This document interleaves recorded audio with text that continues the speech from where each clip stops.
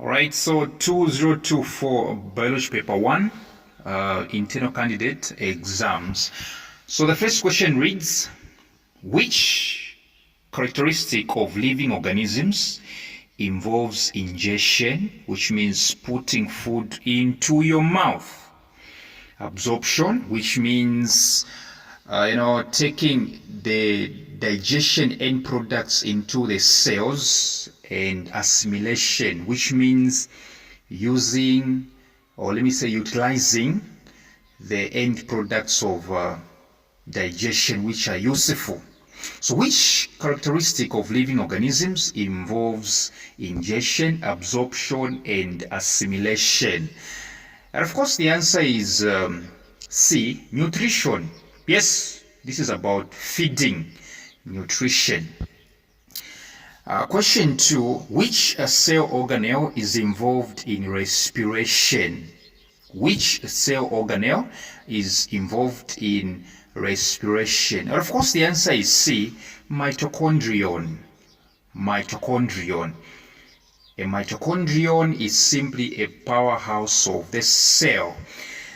Question 3, which of the following is true regarding active transport? Which of the following is true regarding active transport? And of course the answer is C again. Yes, so there are so many characteristics of, let me say there are so many features of active transport. Number one is it uses energy. But in this question the answer is C, because during active transport, particles, materials travel against gravity. All right, they travel against the concentration gradient. So the answer is C, it occurs against a concentration gradient, which means this one materials move from the region of low concentration to the regions of high concentration, which is very much opposite to diffusion. So C is the answer. Number 4, the diagram that demonstrates enzyme specificity and the stages in which an enzyme-controlled chemical reaction may occur. The diagram demonstrates enzyme specificity and the stages in which an enzyme-controlled chemical reaction may occur. And so we happen to have L. You see it's the biggest, and then there is a space, a white space, which is only known as N, and then we happen to have M, which is a sector which was derived from the entire part. And after the arrow we realize that L and M combine. L and M combine. And after the second arrow we realize that what was M has now become O, and we can see now two particles or two objects which are smaller than M, which means M has produced O. Alright, M has produced O, and O is happening now to exist as two things. They're saying identify L, M, N, and O. It's very simple. We can see L is simply an enzyme because it's not changing. An enzyme is simply a biological catalyst, and catalysts do not change. Check very well. L is not changing. Look at it very well. After the first arrow, after the second arrow, it's not changing. So definitely L is an enzyme. All right, M, as you can see, M has become O, which means M has produced. So M is a substrate, it's a food upon which the enzyme L was working on. And you look at N very well. N was the space, and after the combination between L and M, N disappeared. N was simply an active site. An active site. All right, the part of an enzyme that works An enzyme doesn't work as in the entire thing. There is a part of an enzyme which works. This part is called active site. So N is definitely active site. Then, as we can see, O was a product of M. So definitely O are products. And of course, the answer is A. The answer is A. L, enzyme, M, substrate, N, active site or products. Number 5, which of the following is not a good source of lipids? Which of the following is not a good source of lipids? Here the answer is caterpillars. Yes, C is the answer. Avocado is a good source. Castor seeds, good source. Cheese, I think we know cheese brings out lipids, fats. So definitely caterpillars. Caterpillars are a combination. Actually, they've got two things actually. They are rich in proteins, yes. Yeah, but they are not good sources. They are sources, but they are not good sources of lipids. Yes. Number 6, which of the following food nutrients promotes peristalsis? Which of the following food nutrients promotes peristalsis? Those of you who don't know the meaning of the word peristalsis, peristalsis is simply the wave-like motion of food in the alimentary canal or the gut. And this movement is caused by the contraction and relaxation of antagonistic muscles, which means it is caused by circular and longitudinal muscles. Collectively, they are called antagonistic muscles. You come from our substitutions, you learn more, because here we're just going through this paper. So they are saying which of the following promotes peristalsis, which means which of the following promotes this wave-like motion. Listen to me, ladies and gentlemen. Food in your alimentary canal doesn't move like straightforward. It moves in waves. It's a wave-like motion. All right. And of course, the answer is fibers, aka roughage, dietary fiber, also known as roughage. Of course, the answer is D. Let me say roughage and water. These are prime factors that contribute to peristalsis, water and roughage. The other name for roughage is dietary fiber. Number 7, a diet rich in iron is ideal for which group of people? A diet rich in iron is ideal for which group of people? And of course, children and women, but pregnant women, because you know what? Iron promotes, blood. And you know, women who are pregnant, they need a lot of blood. Yes. Yeah, they need a lot of blood because while giving birth, they release a lot of blood. So the answer is B. Number 8, the diagram shows a part of a leaf. The diagram shows a part of a leaf. And so we happen to have the labels A, which is epidermal cells. A is an epidermal cell, which means that lining that you're able to see there onto the horizontal lining is called upper epidermis. B, you can see B is a palisade cell. And C, you can realize that C might be a phloem or a xylem, but I'll go for a phloem. Yes. Is it a sponge? If there is air space, then it's a sponge. Yeah, it's a spongy cell. If there's air spaces in between, it's a spongy cell. Yeah, phloem and xylem are those which look like sugarcane. Yes. And D, if you check very well, it's D is actually is having let me say D is in the lower epidermis, and you check very well. After D, there is a space, and then there is another cell which looks like D. So D is definitely guard cell. But the question is saying which part shows epidermal cells? And of course, the answer is A. Yes, upper epidermis. D, which are guard cells, all right, or a guard cell, D is also part of epidermal cell, lower epidermal cell. You know, we have two types of epidermis, upper and lower. But D is a guard cell. So A is carrying more weight.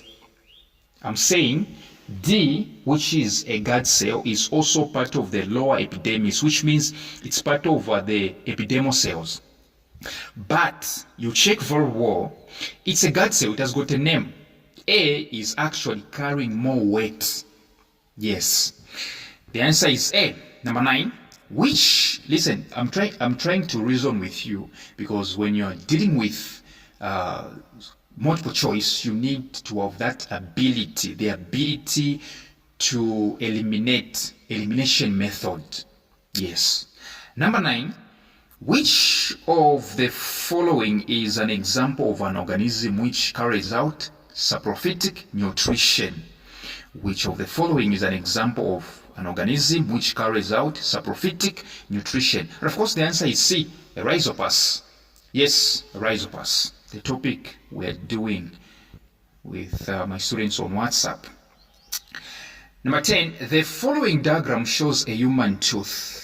The following diagram shows a human tooth. Identify the tooth and its function. Identify the tooth and its function. This one cannot be a molar, a premolar. It can be an incisors. Do you know why? It can be an incisors because incisors are chisel shaped. They are like chisels, and this one is looking nothing like a chisel. This one is a canine. How do you know a canine? You see a tooth that is pointed. It's a canine. So the answer is A, even before I can check the function. Yes, in fact, canines are used for tearing flesh. Number 11, which of the following food nutrients is an end product of digestion along the alimentary canal? Which of the following food nutrients is an end product of digestion along the alimentary canal? We happen to have amino acids, B, cellulose, C, fats, D, proteins. And of course, the answer is A, amino acids. Amino acids are end products of proteins. 12, which changes occur to the diaphragm and external intercostal muscles when a person breathes in deeply? Which changes occur to the diaphragm and external intercostal muscles when a person breathes in deeply? Yes. So in short, this question, they are indirectly asking you to say, what happens to the diaphragm and the external intercostal muscles when there is inhalation or inspiration, when you're breathing in? But of course, the answer, both of them actually, they contract. The diaphragm and the external intercostal muscles, they contract, both of them. So where we have contract is the answer. But of course, the answer is A. Number 13, which of the following is the correct word equation for anaerobic respiration in man? Which of the following is the correct word equation for anaerobic respiration in man? And of course, the answer is D. Glucose will give out lactic acid and energy. Now 14, which of the following can help to reduce the causes of stigma? The word stigma means, okay, let me just use the word, the street language, the language that everyone will understand. Stigma means laughing. You're laughing at somebody's predicament. Somebody's sick, you're laughing at them. Somebody's in a certain predicament and you're making fun of them. Which of the following can help to reduce the causes of laughing or mocking or making fun of the people living with human immunodeficiency virus, which is HIV, and acquired immunodeficiency syndrome, which is AIDS? In short, how can we reduce the behavior of people laughing or making fun of people living with HIV and AIDS? And of course, the answer is not A. The answer is D. Sensitization. We have to sensitize people. All right? A is not the answer, because counseling and testing, which people are we going to be testing? Is it those that are laughing at people that are suffering from HIV and AIDS? Why should we test them? Why should we go against their will? And which ones are we going to test? Are we going to test the people that are already suffering, the people who already know that they are suffering from HIV and AIDS? So the answer is D, sensitization. People have to be sensitized, all right, that people living with HIV and AIDS are also people. The answer is D. 15. The following diagram shows the tissues in a section of the root of a green plant. The following diagram shows the tissues in a section of the root of a green plant. We do happen to have the labels 1, which is definitely epidermis, 2, which is definitely putting 3 in the middle. Have you seen that 2?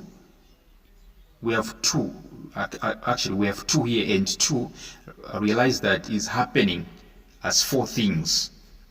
And in the middle we have the star, and this star is 3. So 1 is epidermis, 2 is phloem, 3 is xylem. You see a star, all right? You see a star in a root, that's a xylem. Be very careful of the grade 11 book. I've seen they have made a mistake when it comes to labels in the Zambia's textbook, grade 11, on transport in plants. They have swapped. They have labeled xylem as phloem and phloem as xylem. So be very careful. And of course, here they are saying identify the parts numbered 1, 2, and 3. And of course, the answer is A. 1 is epidermis, 2 is phloem, 3 is xylem, the star. 16. Jane has blood group A. She needs a blood transfusion. From which blood groups can she receive blood? Jane has blood group A. She needs a blood transfusion. From which blood groups can she receive blood? Hey, there is a lot of things that should be said here, but the answer is definitely D, A and O. When you have blood group A, you can only receive blood from a person having blood group A or blood group O. When you have blood group B, you can only receive blood from a person having blood group B or blood group O. Okay, if you have blood group AB, you can receive blood from all the blood groups. If you have blood group O, you can only receive blood from a fellow blood group O. So if you want to learn more, you can use the number that is appearing on the screen for WhatsApp tuitions. Number 17, so the answer to question 16 is D. A person having blood group A can receive blood, but only from blood group A and O. 17. The following diagram shows the relationship between the blood circulatory system and the lymphatic system. The following diagram shows the relationship between the blood circulatory system and the lymphatic system. We happen to have labels A, B, C, and D. Which labeled part represents the capillary lymph or lymph capillary? There is always a debate, is it B or A? Of course you don't think C, right? You don't think D. A lymphatic capillary. There is always a debate, is it B or A? And of course the answer is A. It's A. Yes, it's A. Lymph capillary, or aka lymphatic capillary. 18. Which of the following is an excretory product of the lungs? Which of the following is an excretory product of the lungs? Which means during excretion, what exactly do lungs remove? They remove carbon dioxide. B. Number 19. Which of the following are the important organs in homeostasis? Which of the following are the important organs in homeostasis? And of course, the answer is B.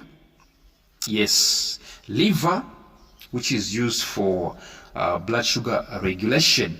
I think you know. Okay, it's it's responsible for the secretion by the pancreas, secretion of insulin and glucagon. And the liver itself is very much useful when it comes to sugar regulation.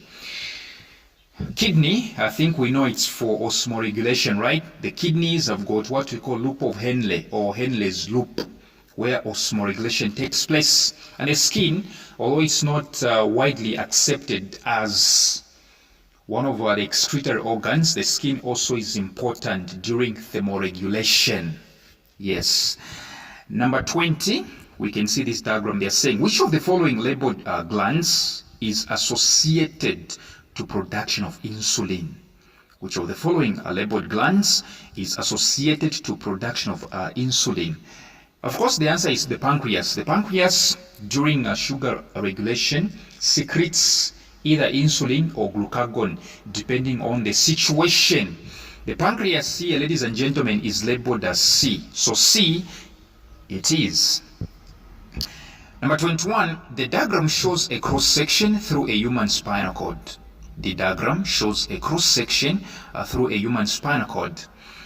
We can see that the labels A, B, C, D. Yes, A is definitely sensory neuron. B it should be white matter or gray matter between the two. Yes, it's actually gray matter. Yes. C, but I stand corrected on B because this one it's pointing inside.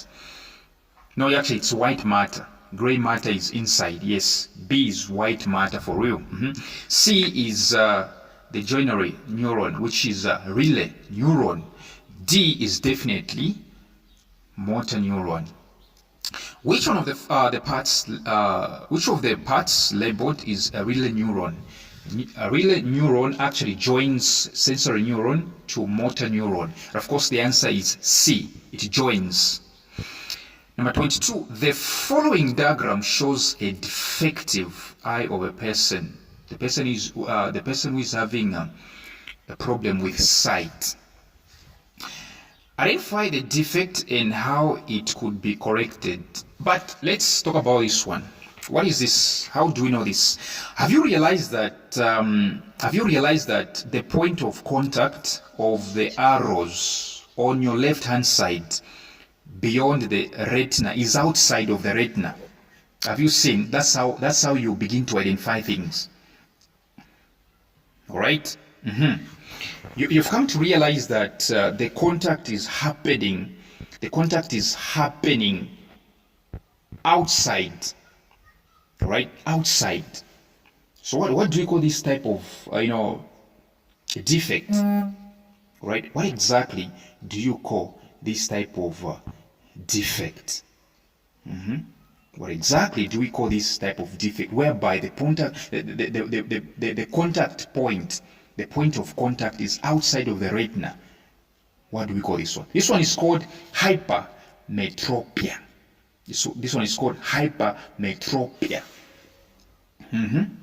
Hypermetropia, which means you are able to see clearly when things are far off, but you're not able to see clearly when things are near, which means you have a blurred vision. You can see things blurry when they are nearby.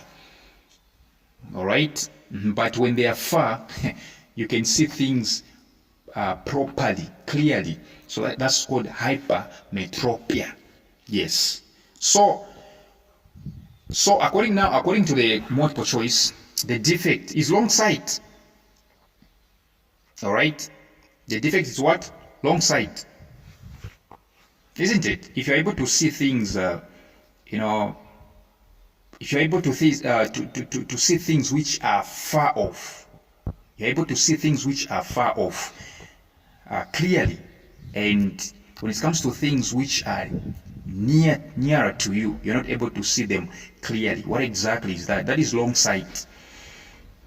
So how do you correct it? Use what we call convex lens. Yes, convex lens. Yeah. So the key I've shown you, you see the two arrows are going to meet outside the retina. That's how you know this is hypermetropia. All right, which is also known as long-sightedness. So, all right, come from our substitutions, you learn there is another way whereby the arrows are not intersecting outside, they're intersecting inside. Yes. So here the answer is definitely B. Number 23, the bones of the skull, ribs, sternum, and vertebral column form up the dash. The bones of the skull, ribs, sternum, and vertebral column form up the dash. And of course, the answer is B. They even mistook the spelling. It's supposed to be A-X-I-A-L, axial, skeleton. The answer is B. Number 24, the diagram shows a plant shoot and invertebrates in relation to their response to a stimulus. The diagram shows a plant shoot and invertebrates in relation to their response to a stimulus. And so we have this plant shoot, which is receiving light, and we can see the direction of light. We also happen to have the invertebrates. Take, for instance, cockroaches. All right, or are those berry birds? You call them birds or bugs, something like that. So they are in some sort of a pipe, and they have closed the pipe with damp cotton wool. And then on the far right-hand side, they have covered the invertebrates with the black cover. And then they have left a certain opening for the light to penetrate. And you realize that the invertebrates have run. All right, they have run, okay, to the black cover, which means they are scared of the light. It's very much possible to realize that maybe initially they were even at the point where the light is, but because they are scared of light, all right, they respond negatively to light, so they ran from the light. All right, they ran from the light to seek shelter from light. So the question is, which responses are being shown by these organisms? Which responses are being shown by these organisms? Plant shoot, since it's growing towards light, it's positive. It's showing positive phototropism. Yes, growing towards light is called phototropism. But when it comes to invertebrates, they are running away from light. They are running away from light, so it's called negative phototaxis. And of course, the answer is D. 25. Which of the following differentiated cells is thickened with regenin and provide support to the stem of plants? Which of the following differentiated cells is thickened and with regenin and provides support to the stem of plants? And of course, the answer is D. Sclerenchyma, like something like sclerenchyma. D is the answer. 26. The diagram shows a type of germination. Diagram shows type of germination. As we can see something like a bean seed, right? Germinating, right? And the bean seed falls under what we call dicots, dicotyledonous seeds. Why do we call it dicotyledonous seeds? We call it dicotyledonous seeds.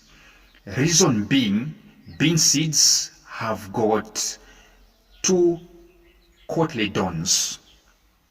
All right, you can even dissect a bean seed into 2. So when you see a bean seed, a groundnut, just know it's epigynous germination. So they are saying which type of germination is shown in the diagram and why?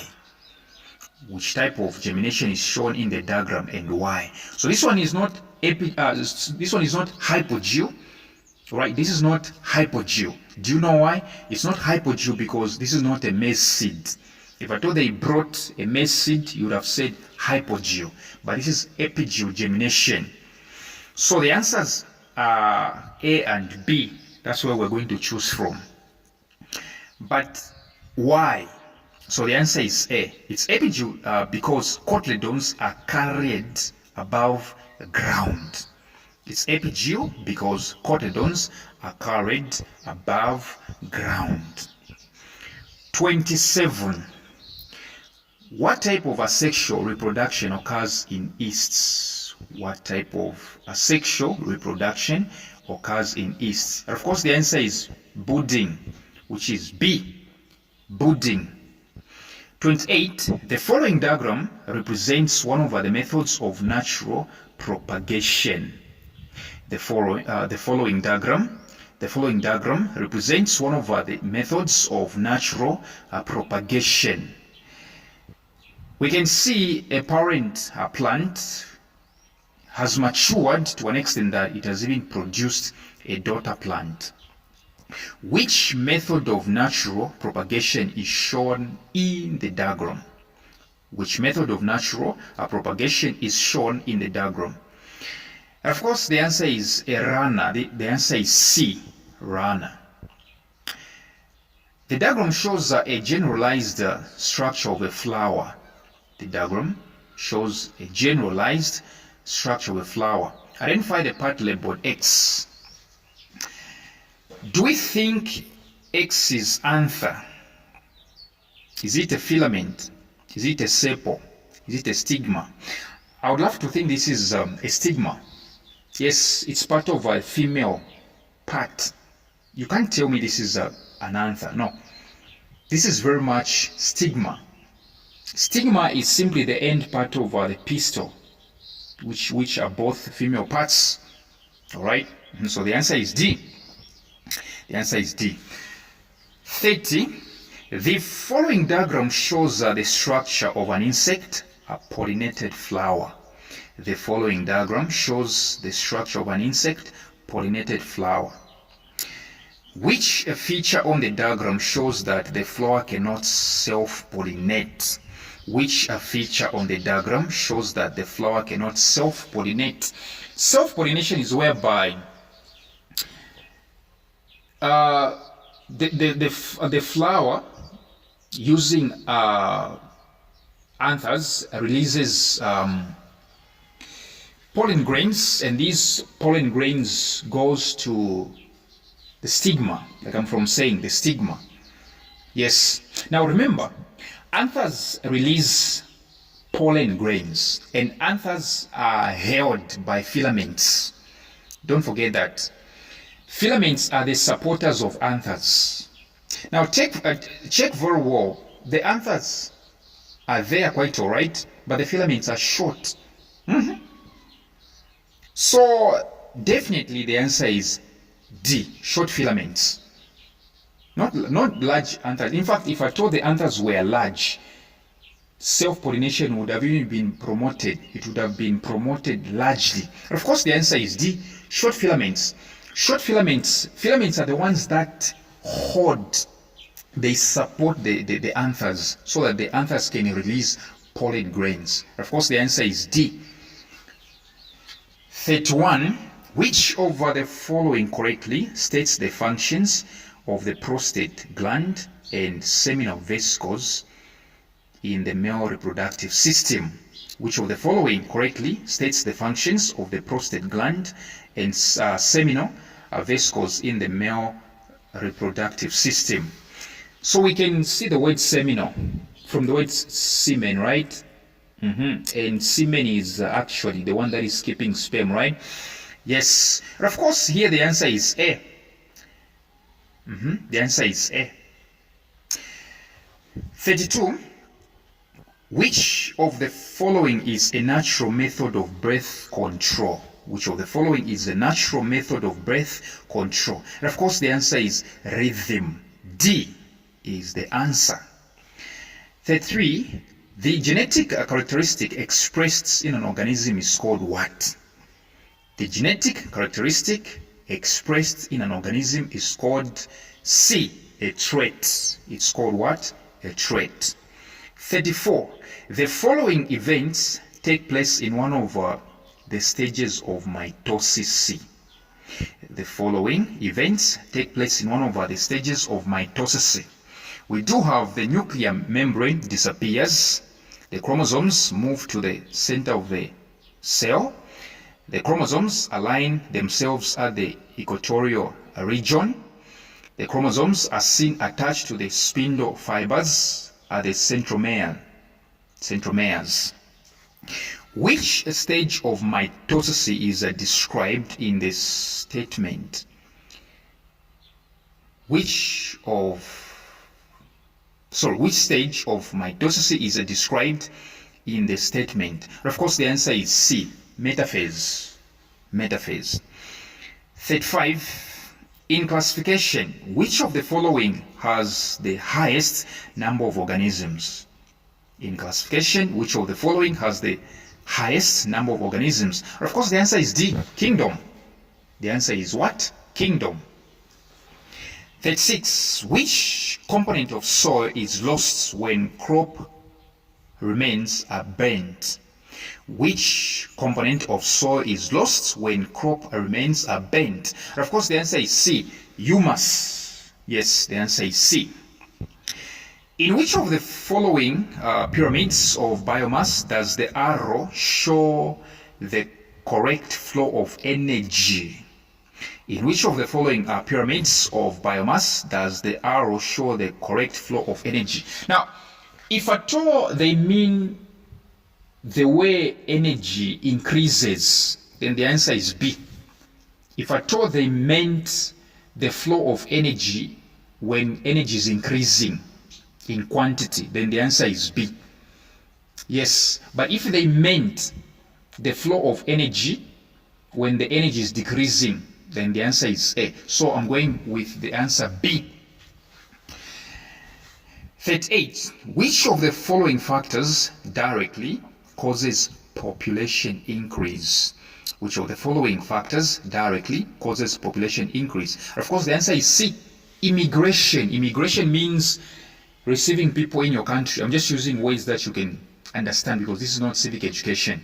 Immigration, which is receiving people. Importing people, receiving people, people coming from other countries, joining us. That is immigration. That one is a direct cause of population increase. Second last question, 39. Which of the following is likely to contribute to land pollution? Which of the following is likely to contribute to land pollution? Of course, the answer is C, non-biodegradable materials. Non-biodegradable materials. These ones do not mix with, these ones cannot decompose, like plastics. 40. Which of the following is the importance of biodiversity? Which of the following is the importance of biodiversity? And of course, the answer is C. Equilibrium of organisms in a given locality. Yes.